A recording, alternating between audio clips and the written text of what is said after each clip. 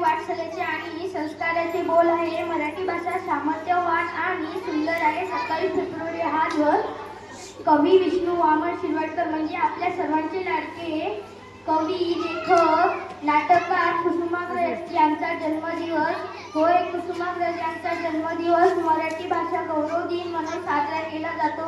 कवी कुसुमाग्रज यांचे मराठी साहित्यातील योगदान खूप मोठे आहे. त्यांनी मराठीला ज्ञान भाषा बनवण्यासाठी अथक प्रयत्न केले. माय मराठीने आपल्यावर संस्कृतचे छत्र उभारले. तिने आपल्या सुरक्त होण्यासाठी शब्दांची पाखरण केली.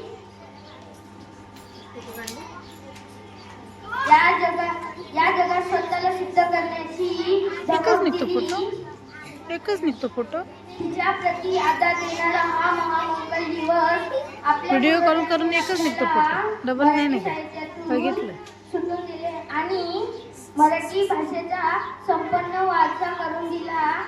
तो टिकवणे आणि वाढवणे हे सर्वांचे कर्तव्य आहे. शेवटी मी एवढेच बोलेल.